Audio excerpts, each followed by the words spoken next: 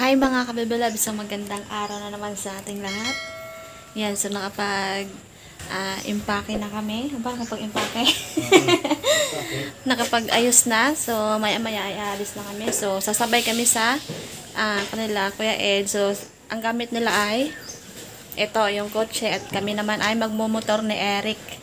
So, kasama din namin si nanay. So, uwi sila sa Bulalakaw. Sasama sila sa amin. Yes. Kaya convoy lang kami.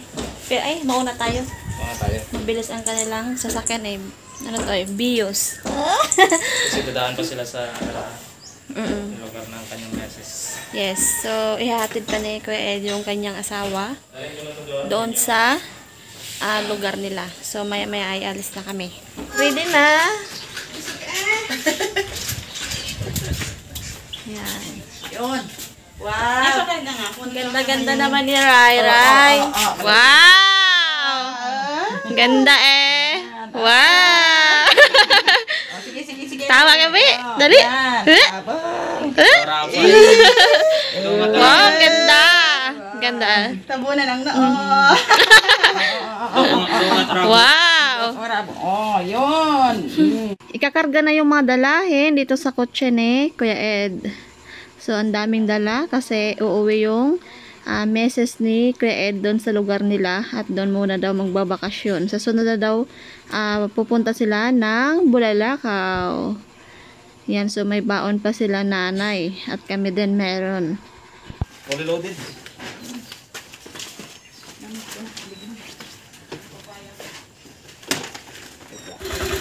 At kami naman mga kabibilogs ay aalis na rin. So, sasabay kami doon kanila sa Brother Ed.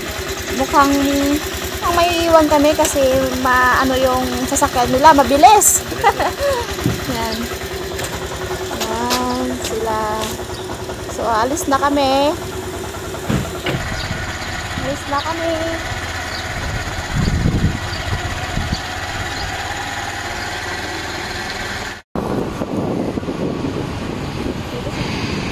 Gas muna kami.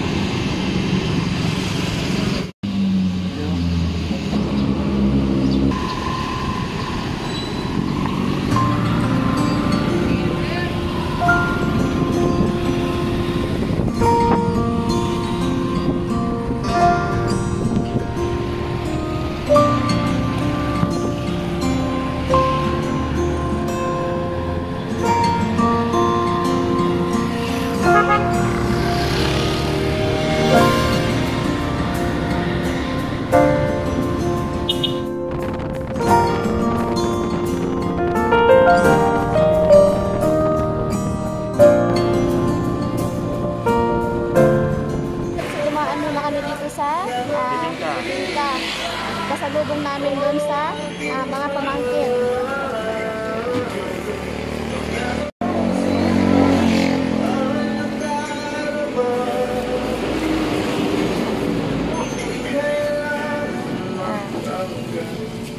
Dito pala sila magluluto.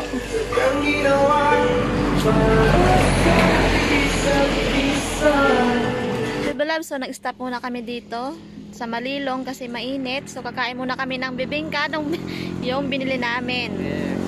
Ayan si Eric. So, sila nanay ay nasa huli pa.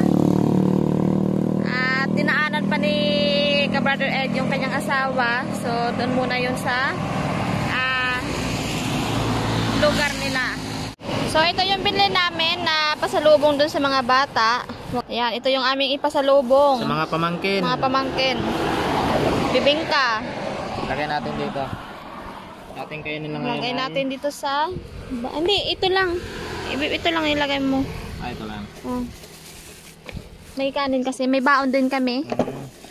Ito yung aming baon. Yan, may tubig. May prutas pa. Ang ganda ng view dito. Oh. Kitang-kita ang dagat. Anong lugar to? Puro na. No? Yan. Dito na kami sa May Socorro. So, ang ganda ng view dito. Kita-kita ang dagat. Yan. So, malilong kasi dito. So, ito pala yung view. Yan. Kitang-kita yung dagat. Green na green yung ating paligid. So, medyo maingay lang kasi nasa tabing kalsada lang kami nag-stop over. Kain tayo ng bibingka. Kain tayo ng bibingka. Dahil anong oras na dito sa amin? Ay, ano sa amin? Amin na naman. Kasi anong oras na dito? Tanghali na rin. So, medyo gutom-gutom na. Pero kumain din kami doon pag alis namin. Malayo pang travel, ilang bayan pandaanan namin. Bibingka. Masarap ang bibingka dito sa Nauhan. So, shout out kay Pastor Manny. Kain tayo ng bibingka. Tita Alsana at si Tita Arlene. Tita Arlene. Unang subo po sa inyo. Sarap. Bibingka sa Nauhan. Sarap mga kababrad. Kain tayo. Sila ka-brother Ed, wala pa. Tayo. Go. Kasi dinaanan pa ni Kuya Ed yung kanyang asawa. So dun muna sa kanyang lugar sa Nauhan. Taga Nauhan yun eh. Doon muna magbabakasyon daw si Ate Tisay. Ganda ng view dito. Sarap naman. Sarap.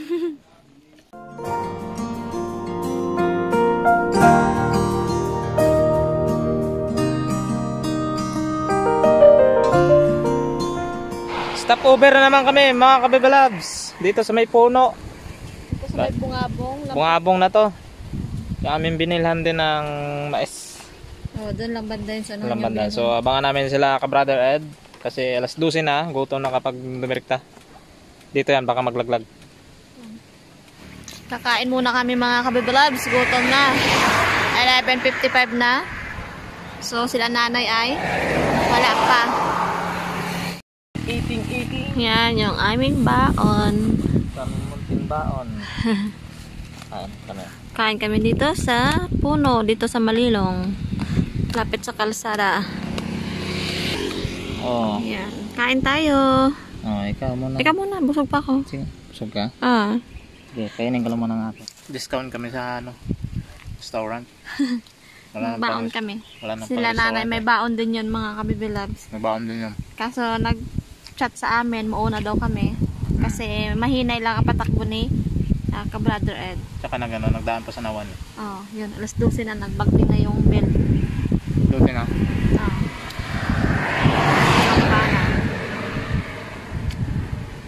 Kain. Nakakapagod din pala mag-travel. Nanduyog ako. Iyon. Subuhan na lang. Ikaw na bibilab. Yan, kain. Pinauna ako ng kain ng bibilab dahil busog pa daw siya. Na-travel pala kami, nagasubo ng bibingka. Dito ko lang ganyan para sa to. May helmet ba? Sa full face helmet. Yan. Kain tayo. So maya makapahinga. Magdaan sila ka-brother Ed. Diretso na tayo. Ewan kung saan kakain sila nanay. So, nag-chat si nanay, mag-una daw tayo. Kasi baka daw mapunan sila. Mabagal kasi yung patakbo daw. Sabi niya. So, nandito na kami ngayon sa Bulalakaw. At ngayon ay bibili muna kami ng pakwan. Si Eric yung pinapili ko kasi magaling magpili si Eric ng pakwan at alam niya yung tamang hinog. So, pinipitik-pitik pa niya. Ganun daw yung paraan pagbili ng pakwan. So, season na naman dito ng pakwan and then melon. So, ang daming pakwan at melon. At murang-mura lang yung presyo. Mga kabibilabs, so kakarating lang namin dito sa bahay. Hindi pa sa bahay, dito pa lang sa kanila Ate Mary. Kakarating lang namin, sila nanay ay wala pa. Ayan si Ate Mary ang magtatagtag sa mga bata dahil Kay Madam. Ayan, si Tito. Hayahan. Kami munang tagagawa ng bata. Ako magkakain. Dahil nasa amin nakasalalay ang paggawa ng bata. Makain muna kami bago ang bata. Wala pa ang mga bata itulog. Salamat kay nanay. Ngayon, be. Tagal pa kasi sila mag-uwi. Ay, gutom na. Sanauhan ito, nauhan. Sanauhan. Kananay.